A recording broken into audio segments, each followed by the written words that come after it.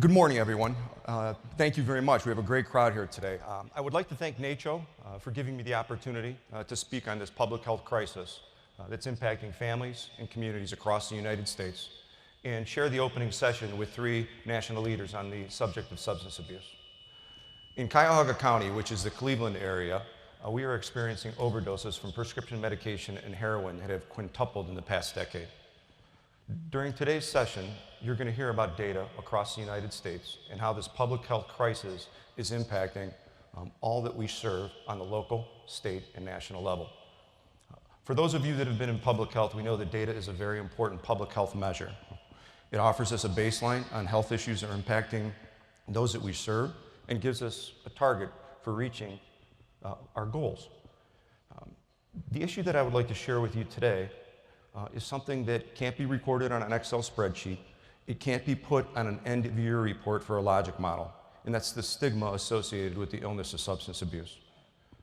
The guilt that's carried by a mother who thinks she's done a poor job of raising her children, shame on individuals seeking care for treatment, the unwillingness to talk about this subject with families and friends, the stories locally in Cuyahoga County of families that are giving their children money to illegally purchase Suboxone on the street before they can find a bed for treatment. The families that are torn apart because of the unknown challenges they face as they experience the cycle of recovery, treatment, and relapse, and the difficulty of supporting their loved one when support is needed the most, and the hopelessness that they feel at 11 o'clock at night when their son and their daughter has not returned home that evening. I believe everyone here would probably agree that cancer is considered a family disease. And my question to you today is, why is the illness of substance abuse looked at in a different light? Why is substance abuse not treated in parity with other chronic diseases that are impacting our nation? And one of the stories, I think storytelling is very important. 3 years ago, I had a young lady come up to the reception office in Cuyahoga County in Cleveland, and she was interested in getting an naloxone kit. I knew her family's story. I knew the struggle that their family was facing with their son's addiction to heroin for 3 years. The conversation got emotional. We went to a back room and we began to talk. At that point in time, she said it was the first time in 3 years that she's ever mentioned to anybody that her son was a heroin addict. After the conversation, she looked at me and she says, "You can't imagine what a good feeling it is for me to finally admit that to somebody." And I think it was that point in time in my life 3 years ago where I really became involved in this and wanted to do more to help the communities that we serve.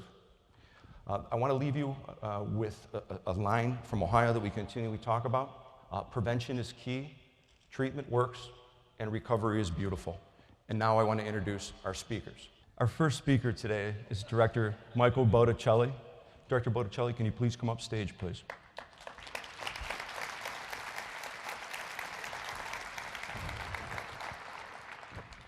The one thing that, I've had the opportunity to listen to Director Botticelli a couple times when he was at Ohio, and the one thing that I really want to tell people here is Director Botticelli is actually the first individual that holds this position that is in recovery. And when we talk about change and we talk about thinking differently about the illness of substance abuse, I think it's these type of opportunities that resonates with making a change in the way that we feel about this illness. So without further ado, Director Botticelli. Great. Thank you, Vince. Good to see you. Thanks. Nice job. Did a beautiful job. Good morning, everybody. I have to say this, go Red Sox. Unfortunately, it's not going to happen. They're at the bottom of the barrel this year. But it's really a pleasure to be here, and I want to thank Vince and Lamar and the NACCHO staff for having me here today, but more importantly for our ongoing association and the work that we do. It's really been our pleasure to be able to work with you since we know the work that you do at the county and local level is really instrumental to our goals at the National Drug Control Policy. You know, over the past year, I've had the opportunity to meet with local health department officials from cities and counties across the country and discuss the ways that we can build strong partnerships to reduce substance use and its consequences. In San Francisco, I met with City Health Director Barbara Garcia to discuss the use of naloxone in prescription drug monitoring programs. In New Orleans, I met with Mayor Landrieu, whose work leading the city's United initiative with Mayor Nutter helps to reduce violence and substance use in communities of color around the nation. In Seattle, I worked with Mayor Murray to learn of his collaboration with the private sector to help bring individuals in recovery into the workforce. From Bangor, Maine, to Salt Lake City, Utah, to Seattle, Washington, local officials are leading their communities to prioritize prevention and treatment of substance use disorders. Cities and counties remain on the front lines of so many of our issues, including our collective efforts to reduce substance use and its consequences. I appreciate the opportunity to learn from you and to hear about the issues that you face in your communities. I'd like to tell you a little bit about our office and about our National Drug Control Strategy. The Office of National Drug Control Policy is located in the Executive Office of the President. We coordinate drug policy across federal government, and this includes issuing an annual strategy and ensuring that the federal government's budget supports our strategy. Our annual strategy relies on a few very important principles. First, we know that drug use can be prevented using evidence-based programs. And if we keep young people from using substances, in the long run, we will reduce the burden of disease, the need for healthcare spending for the medical consequences of drug use, and public spending on drug-related crime. Another principle of our strategy is that substance use disorders are not a moral failure, but a medical condition. They can be prevented, they can be treated, and people can and do recover from them. Access to treatment, particularly medication-assisted treatment for opioid use disorders, is a major focus of our efforts. Finally, our strategy acknowledges that with the right care, people can and do recover. I am here to affirm that seeing people in recovery doing well and leading by example is one of the best ways to show that a public health approach to drug policy does indeed work. I'd like to talk a little bit about the issue of medication-assisted treatment and what we are doing at the federal level to increase access to such treatment. It is vitally important to our efforts to deal with the opioid epidemic in the United States that we increase access to care and particularly increase access to medication-assisted treatment. To successfully address the prescription drug and heroin overdose epidemic, we must provide access to evidence-based treatment. Medication-assisted treatment is an approach that involves maintenance of opioid use disorders with an FDA-approved medication along with behavioral and other recovery therapies. The good news is that today we have a number of FDA-approved medications that are available to care for people with opioid use disorders. These include methadone, injectable naltrexone, and medications containing buprenorphine. Medication-assisted treatment, or MAT, involves using one of these medications along with a full array of counseling, adherence support, and diversion prevention efforts, along with recovery support services, sometimes for years, so patients can learn the skills they need to function in recovery. Studies have shown that medication-assisted treatment can help save lives by preventing drug overdose deaths, and that this treatment should be recognized as a standard of care for people with opioid use disorders. Cities and counties are already taking the lead in this regard. The County Community Services Board in Prince William County, Virginia, for example, is an example of a substance use disorder treatment program that provides medication-assisted treatment to people arrested for selling drugs to support their opioid use disorder. This county-based program is a good illustration that treatment is an essential response for people with substance use disorders.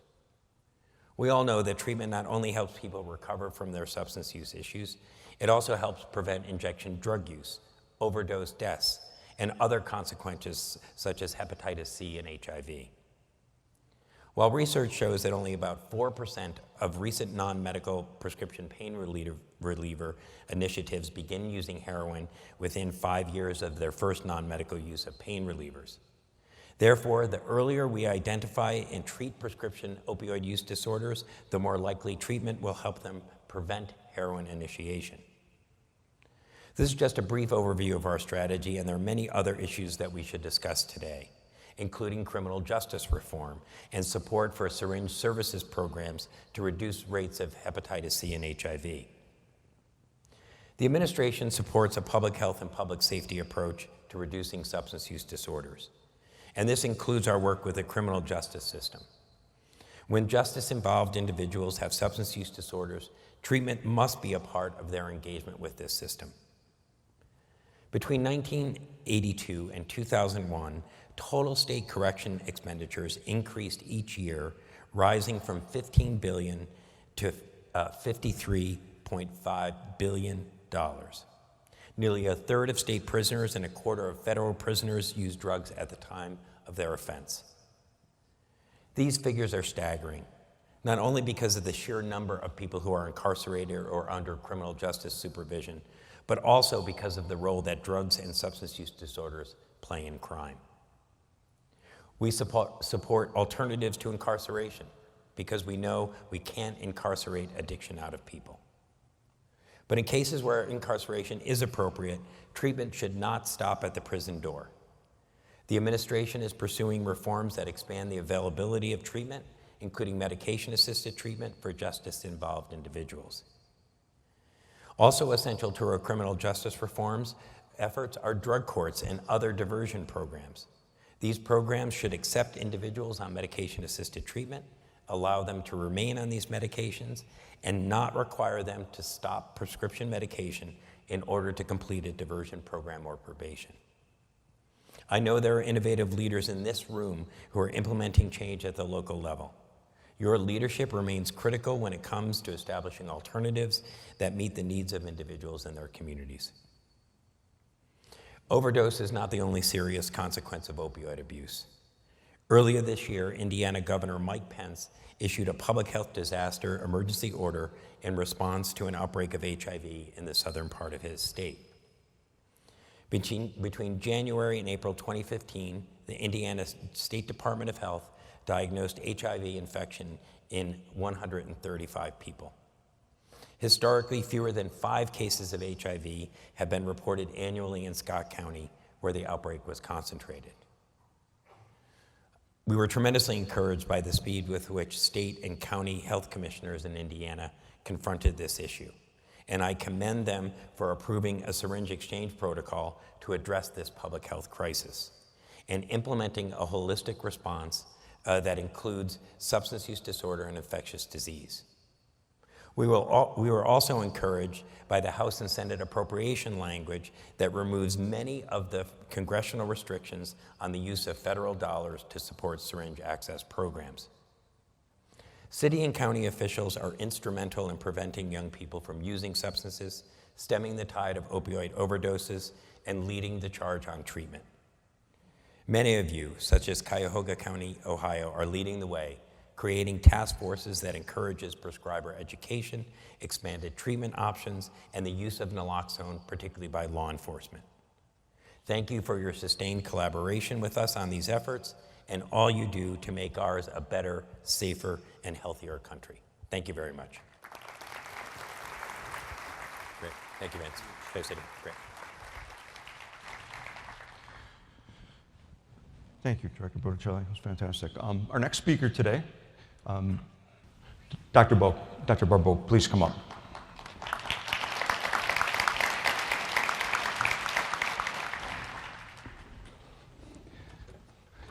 I thought they loaded it up. Go ahead. Good morning. Excuse me. It's a pleasure to be with you here this morning. My presentation will cover the multi-pronged public health approach that New York City has implemented to address this crisis. It encompasses, thank you, it encompasses an innovative drug surveillance program, as well as promoting judicious opioid prescribing, promoting overdose prevention with naloxone, improving access to drug treatment, and conducting public education media campaigns. And I'll also highlight policy and practice implications for other jurisdictions.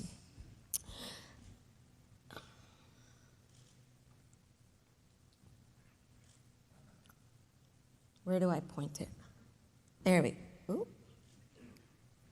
So first and foremost, data is the foundation upon which we've centered our multi-pronged strategy. We have a timely surveillance system which uses diverse data sources, including those from ED visits, hospitalizations, community survey, youth behavior survey, drug treatment data, public safety data, as well as prescribing data. And what this graph shows is that since 2000, there have been nearly 10,000 unintentional drug poisoning deaths in New York City, an average of 700 unintentional overdose deaths per year.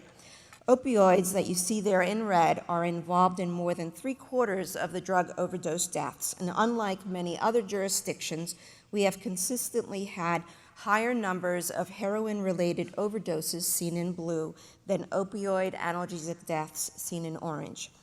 Misuse and overdose related to opioid analgesics or prescription painkillers is a national and local health crisis, as we've seen in the media and many of you are living currently. From 2000 to 2013, rates of overdose death from opioid analgesics increased 256% in New York City. In 2013, this translated to about 1 New Yorker dying every other day from an opioid analgesic overdose. New York, like jurisdictions around the country, including Baltimore City, where I was health commissioner up until recently, has also seen recent increases in heroin overdose deaths after 4 years of successive decreases. Rates of heroin overdose deaths doubled in New York between 2010 and 2013. And so what this graph shows, it's using data from New York State's prescription monitoring program, and it illustrates the opioid analgesic prescribing patterns across the city. On the left, you see that higher rates of filled prescriptions in neighborhoods are shaded in dark blue. On the right, we see opioid analgesic-involved overdose deaths. And what we found through this is that Staten Island, that island there on the east side, or the west side of the city, had overdose rates more than 4 times higher than the rest of the city, as well as the highest rate of opioid analgesic prescription filling. So in the next few slides, I'll talk about some of the interventions we implemented citywide, but just highlighting the fact that we have focused intensively in this area. So with regards to judicious opioid prescribing, we released guidelines for judicious prescribing for primary care sites in 2011 and emergency departments in 2013. The guidelines have been voluntarily adopted by 38 of New York City's emergency departments. And we've also conducted a public health detailing campaign on Staten Island, where we went door to door to over 1,000 medical practices, detailing them on these practices. We also developed an Opioid Calc, which is a free app for smartphones that allows healthcare providers to quickly and easily assess a patient's risk for opioid overdose based on high-dose prescriptions. The app is available for download on iTunes and Google Play. And so this slide illustrates some of the graphics of the materials that are available, and I encourage you to visit our website, nyc.gov/health, and search opioid prescribing, and there's a whole host of information that is included in the kit that we distributed to providers. Moving on then to overdose prevention. Let me just, yep. Since 2009, the department has provided naloxone and funded overdose prevention training to New Yorkers at risk for overdose, their friends, and their family members. Naloxone is a safe medication that immediately reverses the effects of heroin and prescription painkiller overdoses and can save lives if bystanders and other first responders administer it to an overdosing person.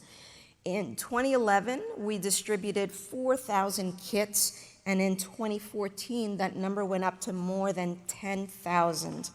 Since the program's inception, the health department has prioritized reaching people at high risk of observing an overdose, including individuals, obviously, who use drugs, people in treatment for substance use disorders, staff and clients of shelters, and as well as individuals in our jail. And additionally, in places like in Baltimore City, we worked with individuals in the sex trade industry, as well as in our exotic dancers. And so in New York, we looked at what difference is this making. And so we conducted a prospective evaluation of 400 people who were trained to administer naloxone, and we followed them over 12 months. During that time, 338 overdose events were witnessed, and naloxone was administered in 74% of those events. Based on these results, we estimate that over 1,300 overdose reversals are attributed to the distribution of naloxone by our department annually. We've also, as I've mentioned, been doing trainings and distributing naloxone in our city's jails, City Jail's Visit House since April of 2014, and most recently have been collaborating with the New York City Police Department in equipping all New York City police officers with naloxone kits. And to date, over 12,000 police officers have been equipped with naloxone kits. And so policies that ease naloxone access have been critical to the successes of the New York City program. As of June 2014, as an example, a bill was passed that allows a trained layperson to dispense naloxone to someone at risk of an overdose under a so-called standing order. This enables a prescriber to provide a layperson the authority to dispense naloxone under his or her license, freeing community-based programs of the need to identify and pay for a prescriber to be on site or on the street during outreach. Medication-assisted treatment with methadone and buprenorphine is the most effective way to treat opioid addiction. These medications reduce deaths from opioids, reduce drug use and crime, and most importantly, help individuals regain their ability to participate in their communities, families, and workplaces. Buprenorphine is available in primary care. However, there are barriers to access. According to federal law, only physicians, not nurse practitioners or physician assistants, are permitted to prescribe buprenorphine. In addition, federal law prohibits or limits physicians to treating 30 patients at a time. In the second year, prescribers can apply for a waiver to increase the limit to 100 patients at a time. The department is working to increase access to and awareness of medication-assisted treatment, including supporting buprenorphine trainings for physicians and providing guidance on buprenorphine prescribing in primary care. Harm reduction, we're fortunate to have a funded network of harm reduction programs which provide a number of important services, including syringe access and counseling. The department provides approximately $3 million in funding from a combination of city and state sources to 14 syringe access programs throughout the city. Their work has been vital to reducing HIV prevalence among people who use drugs, and more recently as early adopters of overdose prevention training and naloxone distribution. With community and sometimes street-based peer-led teams, they're a vital part of the continuum of services in addressing the epidemic of overdose. And then we've also developed and aired 2 television public service announcements that raise public awareness of the risks of prescription painkillers and highlighted the health consequences of opioid misuse, including addiction and overdose. And so the good news is that this intensive effort has started to make a difference. Through these comprehensive approaches, we have seen early success in Staten Island. In 2013, opioid analgesic-involved mortality decreased by 29% compared with 2011.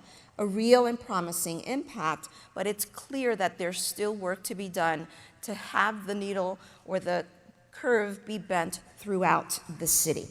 And so, to recap, there are a number of policies that can promote a continuum of practice and supports to reduce overdose from opioids.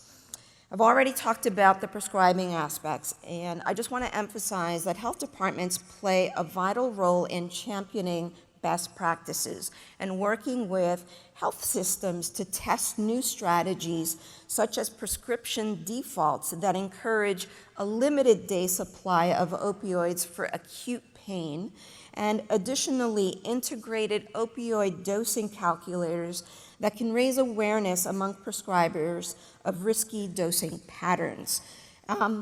With regards to naloxone, which I've already alluded to, lawful possession of naloxone may need to be codified in state law in order to encourage and protect individuals who use drugs to carry and administer naloxone when witnessing an overdose.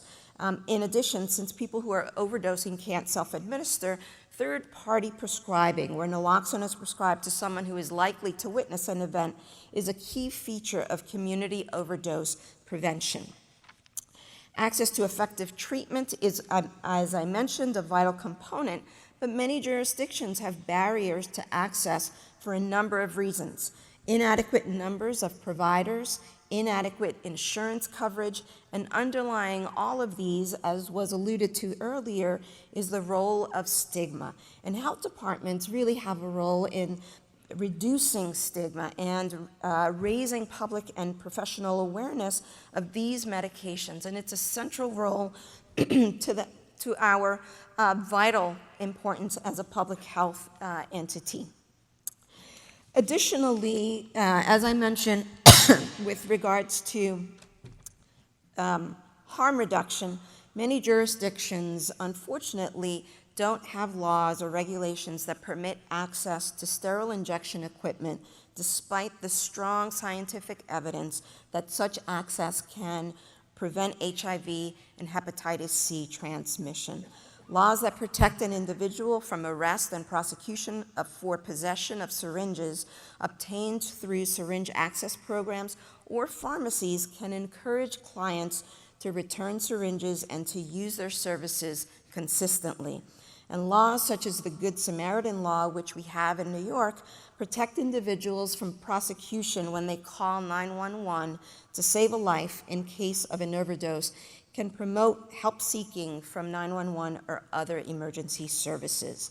And so to summarize, a multi-pronged approach targeting education, prevention, and treatment options has been essential in reducing overdose deaths involving opioid analgesics in New York City, but we still have more work to do to continue to ensure that the trend turns around and that it's not just focused in Staten Island, but we reduce it throughout the city. Comprehensive approaches need to target community members and providers and make effective interventions available, including naloxone, treatment with methadone and buprenorphine, and harm reduction. This comprehensive strategy serves as a practical, long-term solution to prevent opioid deaths, and I'll be happy to take questions later. Thank you.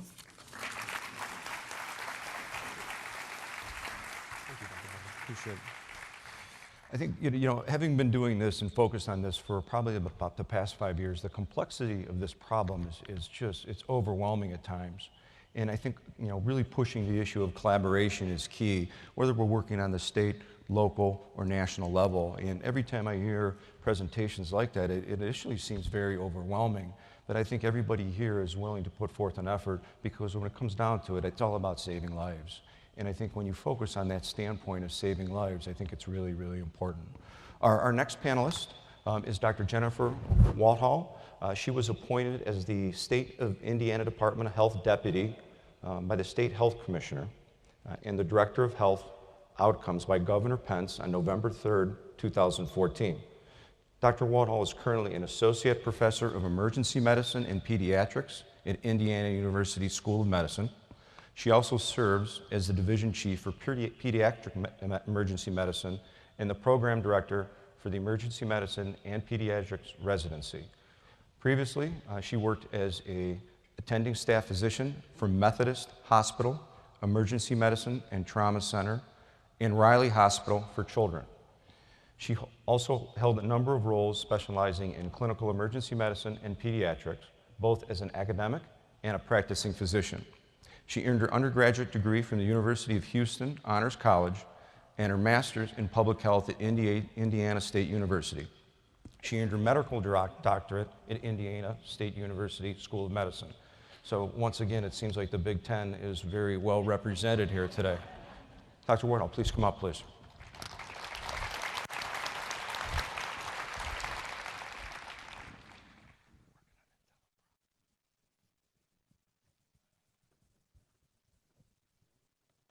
Good morning. It really is a true honor to be present with you today. My name is Jennifer Walthall, and I'm the Deputy Health Commissioner and Director of Health Outcomes for the Indiana State Department of Health, a title I have held for an entire 7 months. I am also a pediatric emergency physician and division chief at our Pediatric Level 1 Trauma Center in Indianapolis, and I have followed the work of NACCHO for many years in my work in pediatric injury prevention and the built environment. The pioneering efforts of this collaborative in dissemination of knowledge and tools for change is really to be commended. It is because of your widespread impact, I feel an imperative as a state agency representative to share with you our experience at the local level surrounding the current HIV epidemic in Indiana. We are currently in the recovery and sustainability mode of our response. My comments here today are by no means comprehensive, but it is my sincere desire that at some point, anecdote or lesson learned will resonate with someone in the audience here to further solidify a process that you have in place or compel a change to prevent an event of this magnitude where you do your work. Thank you for indulging me a few moments to tell our story. We found ourselves unexpectedly in Scott County, Indiana in early 2015 with a new cluster of 11 HIV cases where historically there are none. Scott County has 18,000 residents, and the city of Austin, where the overwhelming predominance of cases are located, has just 4,200 people. The features of this outbreak that make it unique and alarming are the constellation of HIV acquisition in rural America in the setting of injection of an oral prescription opiate. HIV in Indiana and nationally is overwhelmingly spread in the setting of sexual contact, 97% in Indiana. And most of the current work done in HIV is in those settings. Injection drug use as a vector for spread has largely vanished from the worry list of HIV clinician and field workers. Thus, the identification and rapid reporting up the chain to quickly intervene is truly the most important success of this story. Without the perceptive and creative work of the local health department, disease investigation specialists, and the local health officer in Scott County, identification of this unprecedented event could easily have been lost. The situation as of today is as follows.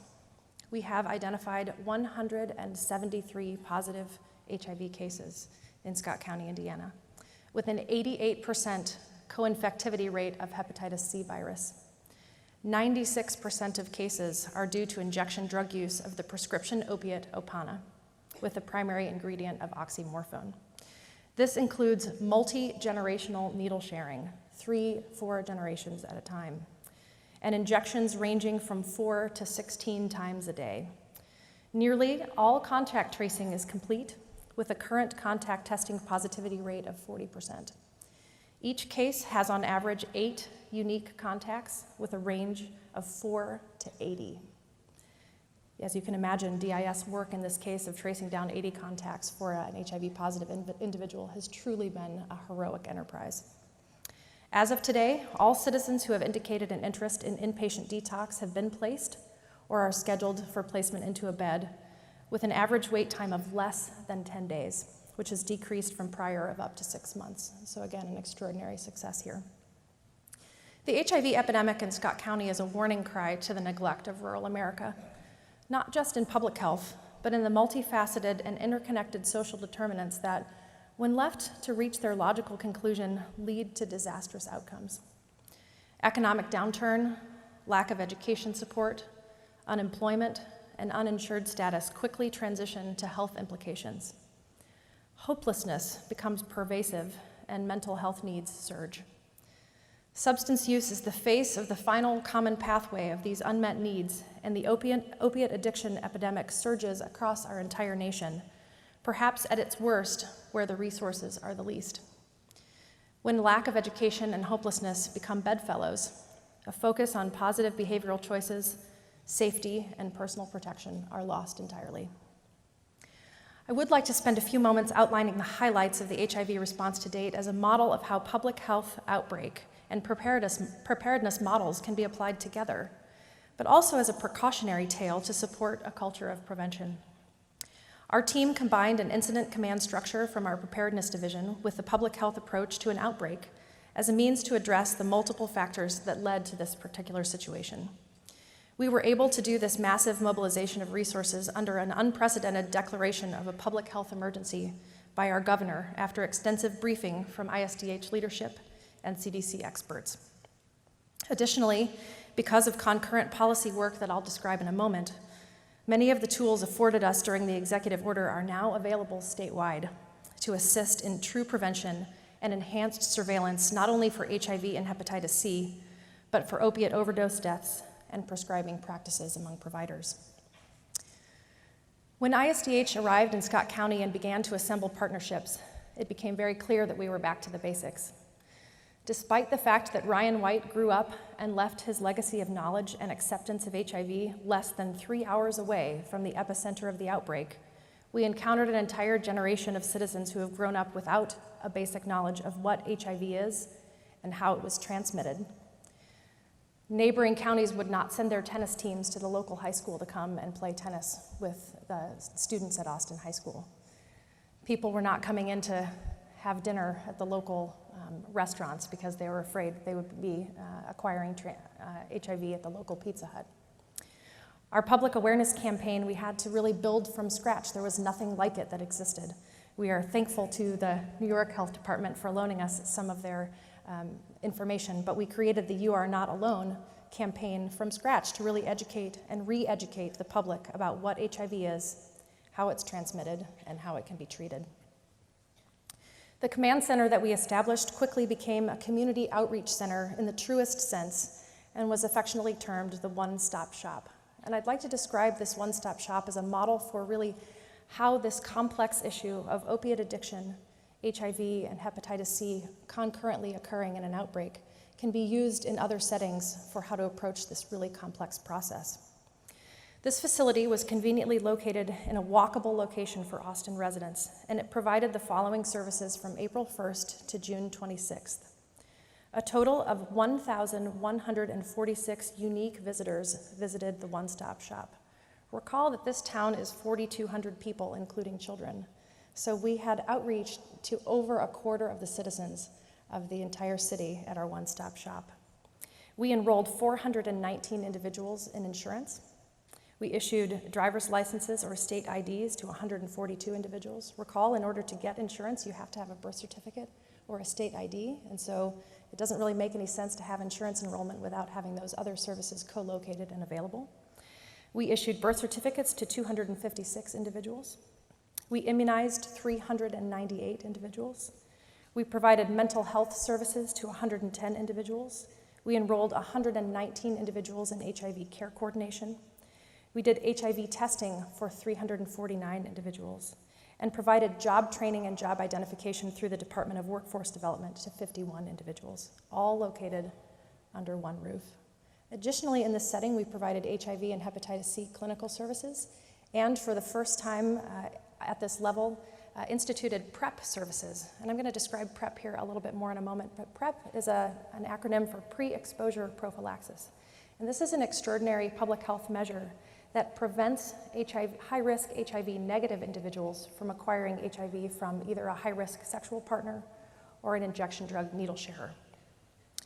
Additional co-located services at the one-stop shop included partnerships with many state, local, and federal agencies. The CDC was co-located with us, and we made extraordinary friends with the emergency epidemiology service that sent their resources to us. That included case investigation, contact tracing, building of a surveillance database, indicator tracking, and building county profiles. We also completely revamped our laboratory testing, including rapid field testing, confirmatory testing that became state-of-the-art at the ISDH lab, and the CDC lab lended their services for phylogenetic testing as well. The phylogenetic testing of this outbreak is really fascinating. This is a single strain of HIV in a pool of needle sharers. And so what we suspect that is about 6 months ago, based on phylogenetic testing, a single newly HIV positive individual with a high viral load came into this community and thus was responsible for the rapid spread of the disease. Again, the medical care services became full bore in a place that had absolutely no infectious disease services whatsoever. And I'll share with you our metrics for our continuum of care here shortly, but we provided care coordination, HIV and hepatitis C treatment, not only in our Austin-based clinic, but also at the Scott County Jail for the first time, and provided PrEP services. Addiction treatment was co-located as well with a local healthcare provider and additional services from SAMHSA and DMHA in Indiana. We administered inpatient detox, outpatient support, and have started for the first time again in the state of Indiana, medically assisted therapy, and additionally naloxone. All of this was also facilitated with a huge media spotlight on Indiana. We certainly were not interested in having this be our first event as a brand new executive team at ISDH, but we were all our first month on the job and found ourselves in the national spotlight. We had coordinated press briefings, talking points, and learned how to become a lot more effective communicators with the media and our national partners. The concurrence of this outbreak during a budget session in the state of Indiana provided an incredible opportunity for policy change and increased funding for disease surveillance and infrastructure. And Indiana passed 2 substantial laws this session to aid this effort. On May 5th, Governor Pence signed Senate Enrolled Act 461 regarding the use of syringe or needle exchange programs in the case of public health emergencies, like our outbreak in Scott County. The law took effect immediately and is now in place for both Scott and Madison counties, with oversight by the local health department and approval that is in process through the State Department of Health. This is really an exciting phenomenon for us to be able to oversee really effective change in this arena. And we're proud of both of those counties for rising to the occasion. I suspect we're going to see many more that follow. Additionally, Governor Pence signed Senate Enrolled Act 406, which allows individuals to obtain and administer overdose intervention drugs known as naloxone to save individuals who have overdosed on opioids, including heroin. Before this law, only health professionals had the ability to administer this drug. The legislation passed with unanimous and bipartisan support in both the Indiana House and Senate. Families, friends, and loved ones struggling with the scourge of opioid addiction now have access to life-saving medications that work immediately when administered and will help prevent the heartbreaking loss of life that we hear about all too often. Additionally, the approval of the Medicaid waiver HIP 2.0, or the Healthy Indiana Plan, has allowed this high-risk community access to health care for mental health and HIV treatment at a time of great need. None of this process would have been possible without that waiver being approved. The Healthy Indiana Plan is a consumer-driven plan that offers access to quality health care to 350,000 uninsured Hoosiers. And as you saw in our original data, we have enrolled 419 of those in Scott County alone. Hoosiers enrolled in the Healthy Indiana Plan are now also eligible for the state's new Gateway to Work program. Gateway to Work is a free, voluntary program that offers members a variety of services, including an initial assessment of their skills and abilities to identify personal actions to achieve their employment goals. The program assists members with completing job applications, creating resumes, improving job interview skills, and job search assistance. So let's talk for a minute about needle exchange. Indiana has never had a lawful syringe exchange program. We have 0 experience in this field. Despite this, the Scott County Health Department, with the technical expertise from ISDH and the CDC, began an evidence-based, community-centric needle exchange program less than 4 days after the issuance of the executive order that includes both a fixed and a mobile component. We have estimated through the DIS and care coordinators that there's a pool of approximately 400 needle-sharing partners in the community. Keep this number in mind as I report the 2-month totals for the Scott County Needle Exchange. The total individuals participating in needle exchange are over 200, which means we have reached half in 2 months of our needle exchange pool. And I think that is a huge round of applause for this local health department.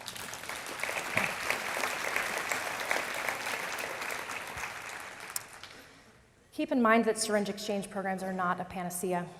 They are, by definition, part of a comprehensive plan to address opiate addiction, as we've heard mentioned so eloquently before. Syringe exchange programs can slow the transmission of infectious disease, especially in a crisis like this, but they are also part of a prevention program strategy that is comprehensive. It takes a lot of time and effort and a lot of partnership to have the buy-in to do this well, and law enforcement is key to making sure that syringe exchange programs are possible. And we're really pleased with the outcome of our first foray into this event.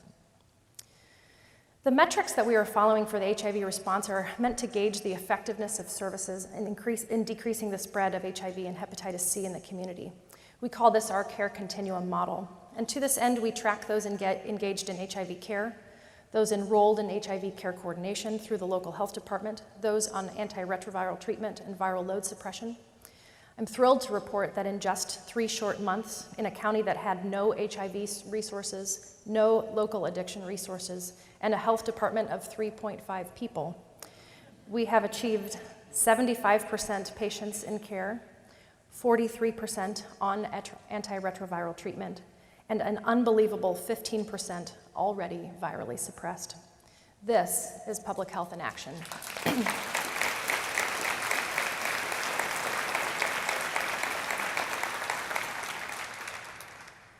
One of the most difficult and intangible components of this response was the idea of building in from the beginning community resilience and sustainability in the face of hopelessness. I have to tell you an anecdote that really struck me. I was the first state health official to go to Scott County as we began this response when we had 11 cases. And I walked around with some of the local officials to meet people and get an idea of what was going on in the community. One of the disease investigation specialists and I went in to do some mobile testing of individuals, and we walked into a home, and there were between 25 and 30 individuals that were there engaged in needle-sharing injection of opiates. And I wanted to ask them some questions about what was going on. And 5 of the individuals that were in the room were already known to be HIV positive, and were still sharing needles and injecting with this large group. And everyone in the room knew this as well. And I said, I don't understand. Why haven't you sought care? We're actually, there's a clinic in Louisville, and we're opening our HIV clinic tomorrow. I hope that you'll come and meet with us and talk about that this doesn't have to be a death sentence. And they looked at me and they said, why would we stop now? We know we're going to die anyway. And it was whether that death was from HIV or from opiate overdose deaths that they'd seen in their friends and family members before.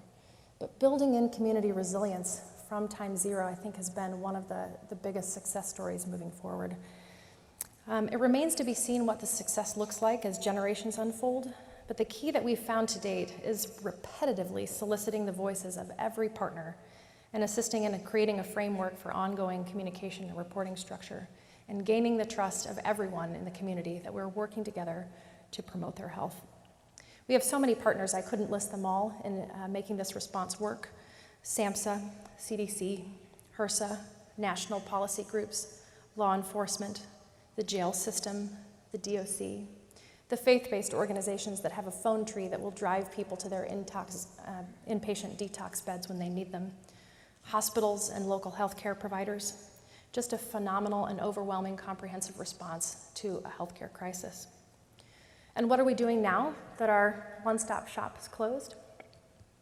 We've decided that the model worked, and we're keeping it going. So what we have is we've transitioned the authority to the local health department to have their own one-stop shop. And it's co-located all of those same services. 1 day a week, every Wednesday, they show up at 9 o'clock. And we had our first one last week and had 25 visitors. An unbelievable response to this really important effort. Secondly, is we decided that we needed to beef up our infrastructure in all of those places where we saw gaps, at ISDH, in the local health department, and in the jail system. But really, when it comes down to it, this is really not an HIV story. It's an opiate story. The fundamental message of HIV response in Scott County is a failure to effectively and comprehensively curb the scourge of both illicit and prescription opiate addiction, and that's why we're here today. When the CDC came to see us and visit us on the ground in Scott County, they were told a really powerful story by a patient that we were seeing in clinic. He's 21, and he said that when he was in high school, he was a football player and had sustained a knee injury, and his doctor prescribed him an opiate painkiller, and he never, ever got off. And now is unemployed, homeless, and without hope, and HIV positive. And so having him come into clinic and have all of these services surround him and support him for not only treating his HIV disease so that he can get back to the life that he needed to have, but also recovery from opiate addiction is really important. But we failed them, and we can't continue to do that. Because of this, we've not only done our local work, but we've looked broadly. We've looked across the state, and we've looked to our federal partners as well. We were able to go as an ISDH leadership team to DC, and because of our perspective on the ground, we were able to testify to the Energy and Commerce Committee about the momentum about the opiate addiction and what our federal partners can help us do on the ground and as a state. We really support the following simple but effective provisions that should be able at the local, state, and federal level. We need to look at prescribing practices for opiates across the state, not only in big cities, but also in small towns. We need to be able to train providers in best prescribing practices and tie that to the renewal of licenses for prescribers and dispensers of controlled substances. We need to have effective and interoperable prescription drug monitoring programs. Indiana's PDMP is incredibly powerful, but as it doesn't talk effectively across borders that are artificially made, and we need to know what our neighboring states are doing as well. We need to turn the tide of substance abuse from a criminal process to a public health and medical process. That will be something that requires culture change.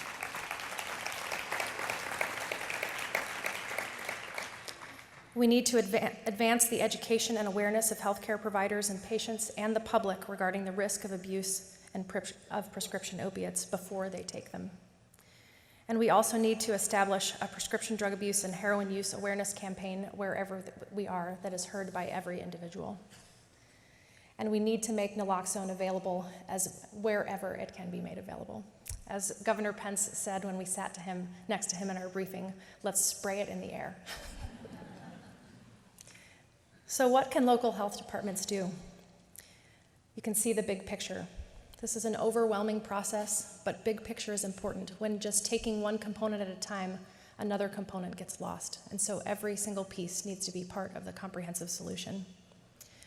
You can shore up surveillance for opiate overdose deaths and use of naloxone.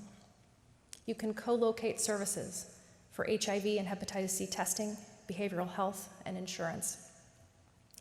You can cement partnerships with law enforcement to change the culture of addiction from criminal to medical. You can ask questions about public health intervention strategies such as syringe exchange, naloxone kits, and pre-exposure prophylaxis for high-risk HIV-negative individuals.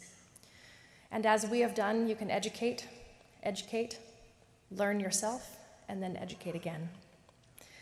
And finally, you need to grow some thick skin. We are not used to, as public health providers, as being seen as the bad guy. It's a very, very uncomfortable place to be. But when there is a failing, we have to stand up, take ownership, and then do something about it. There are many lessons that we've learned in this. The first is to expect the unexpected. When there is something that doesn't seem quite right, new HIV, new hepatitis C, report. Sound the alarm, send it up the chain. Become familiar with your local data so that any increases are easily identified. To this end, we have created really beautiful county profiles and a toolkit that I'd love for you all to look up if you can and see how we've done it. I'm really proud of our team. It can be found at www.in.gov/ISDH and look for county profiles for HIV. Really a great toolkit for you to use. Number 2, be prepared. Know who to contact for assistance and appropriate health services. Identify your community partners and leadership for assistance and response. If you see something, say something. And finally, escalate. Activate an incident command system if you see an outbreak such as this, and identify your mission, goals, and indicators of success. In summary, I will close with an anecdote of a family that I cared for in our HIV clinic a few weeks ago. They all came together: grandma, grandpa, son, daughter-in-law, babies. One per generation HIV positive, sexual partners HIV negative, newly insured with birth certificates and driver's licenses. They started thinking about inpatient drug detox. They were open to pre-exposure prophylaxis, and they all enrolled in a needle exchange program.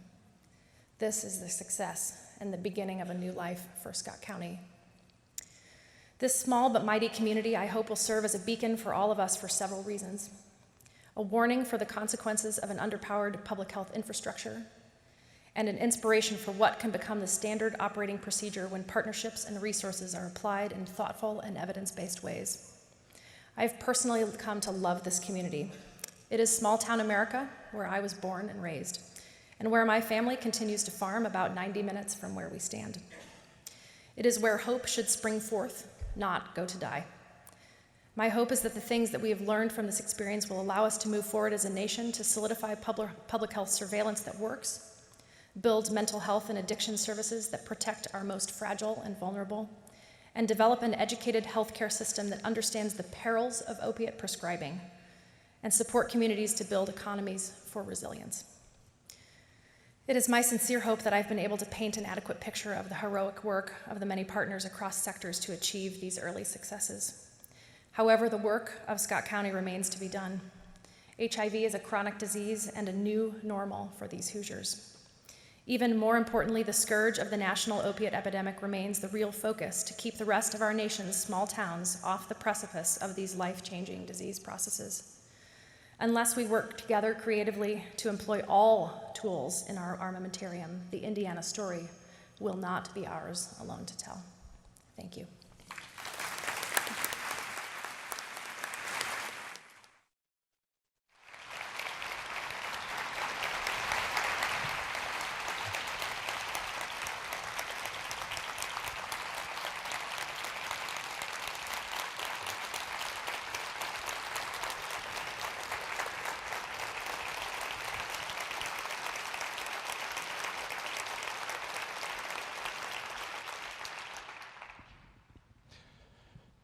Thank you very much. Very powerful. I know, Terry Allen always talks about in our office in Cuyahoga County how public health's the best story never told. And I think it's stories like this that get us the leverage that we need in the response to get people to understand how hard we work and the efforts and the time that's needed, and also the resources that we need to do the job that we're dedicated to helping to all these individuals that are in need of assistance. We're actually going to open it up to questions and answers now, folks. We actually have microphones on either side. If anybody's interested to answer a couple questions, and I tell you what, they're already starting, so it's fantastic. We're going to start over here on the left. If you could do me a favor, if it's an open-ended question or if it's directly to one of the panelists, I think that would be very helpful. We have about, I think, 15 minutes to go through the process of question and answers. So go ahead, we'll start off with you. Thank you.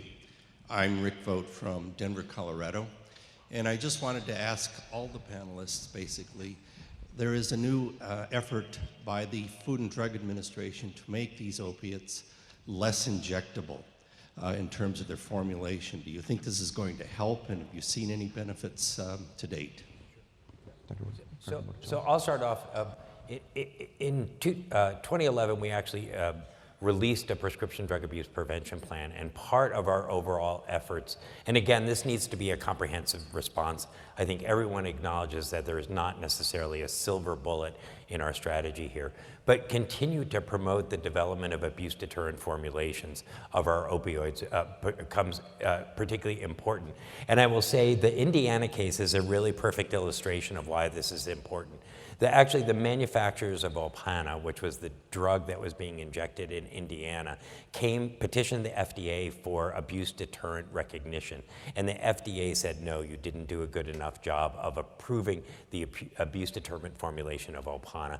And I think this case really illustrates that very often the FDA gets it right when it looks at what are the data that need to support abuse deterrent formulations. So clearly we know that that's part of a strategy, but again, I think all of us acknowledge here that this is a complex issue that requires a comprehensive strategy, but abuse deterrent formulations have been part of our goal at the federal level around this epidemic.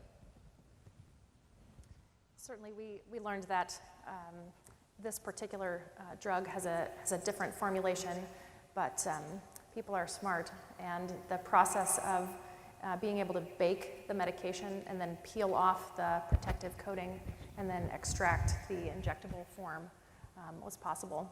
The outcome of doing that was really fascinating. We don't see as much HIV with heroin in needle sharing, and there's several theories surrounding that. One of them is that heroin is a very nice solution and easy to inject, and so you can use small needles. This particular drug, when put into solution, is still a slurry, and so it's thicker. And in order to inject successfully, often requires a larger bore needle, which, as you know, can carry these viruses a lot more effectively. And so there are unintended consequences for every single component of this. But effective reformulations of prescription opiates will be key as a part of this response moving forward. The other piece that I do want to mention, though, but I think is particularly important, is really about focusing on prescribing practices. Because we can have abuse deterrent formulations, but it really comes down to both the amount and how we're prescribing these medications. And we will always have opioid. One, we need obviously people to have broad access to opioids for their pain. We know that. So it really functions at the prescriber level to make sure that we are prescribing these medications safely and appropriately. Yes. Thank you. In regards to naloxone programs, our community has frequently, particular physicians have expressed concern that naloxone use creates a very combative overdose patient. They'd rather intubate a somnolent patient than a combative one. So I was wondering about your comments regarding that. And also, recovering opiate addicts have expressed that if they knew they had naloxone as an agent to reverse overdose, that it would actually encourage their use.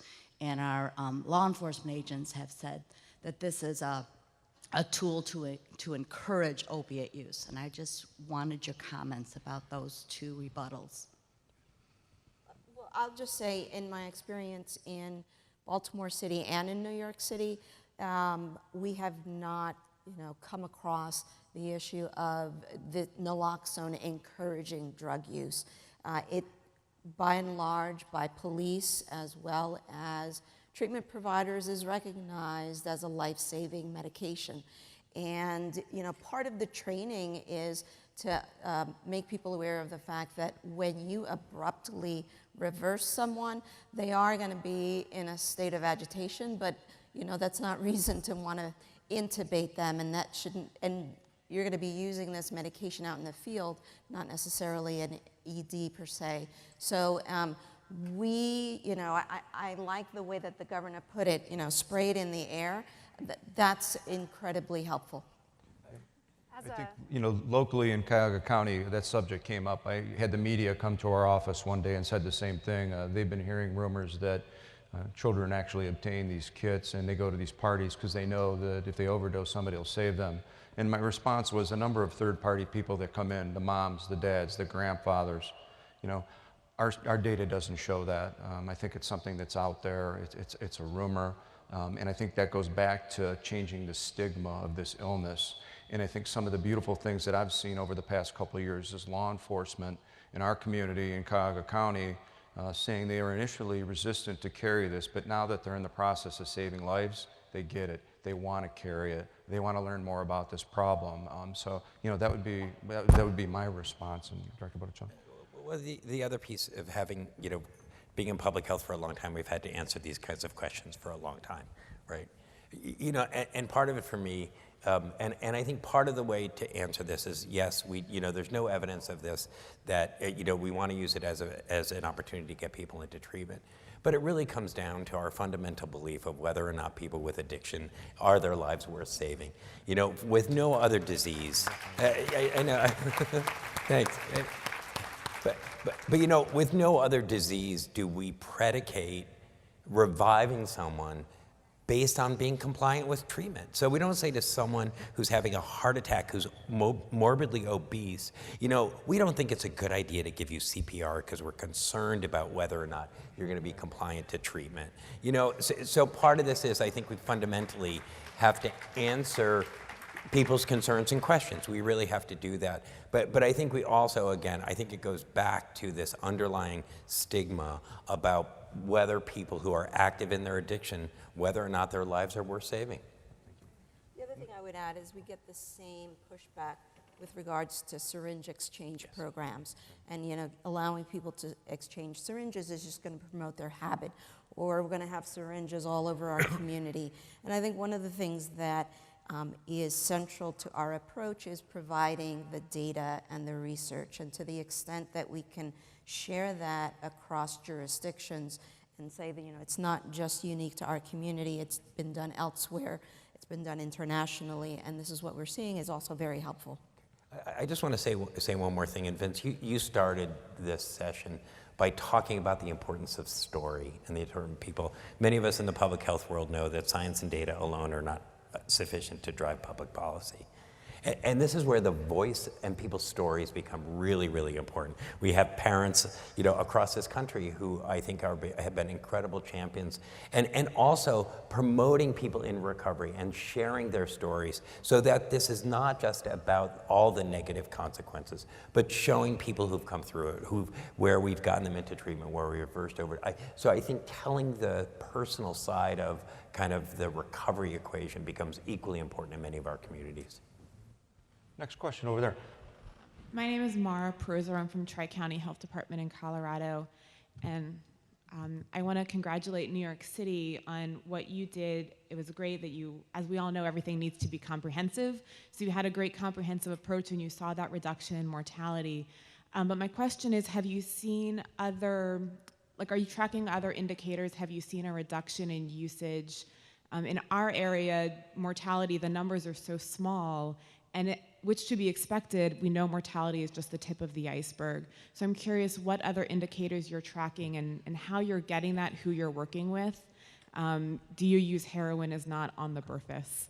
So it's not like we have a lot of usage in traditional public health surveillance.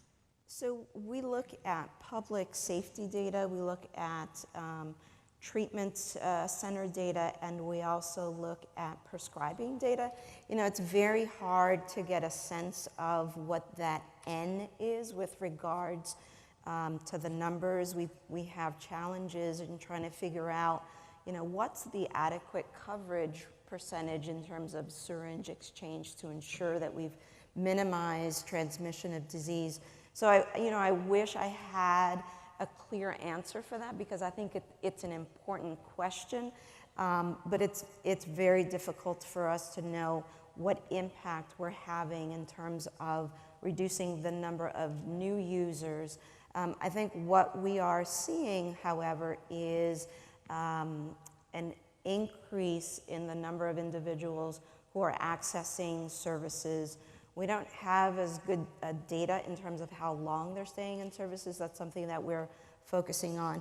I think also part of the challenge for us now is the changing insurance landscape with regards to Medicaid redesign, and in New York State going from fee-for-service to managed care, and what that's going to be doing to the provider capacity in the city. And so we're concerned about that particular aspect of getting people into treatment. Folks, Unfortunately, I think we'll all be available if anybody has questions, but we're going to be moving on to our next session. I'm sorry about that. The one thing I want to leave everybody with, I'm an avid reader, and one of my favorite books is The Count of Monte Cristo. And when you focus on some of the issues associated with the human side, the one quote is that all human wisdom can be contained in 2 words, and that's wait and hope. And a lot of the families that I deal with, that's all they have left is hope. And I really want to impress upon everybody here that it's about saving lives, getting people help, and working with individuals like this to get that message out there to help all of those that we'd like to serve. Please give the panelists a round of applause. I think they did a fantastic job.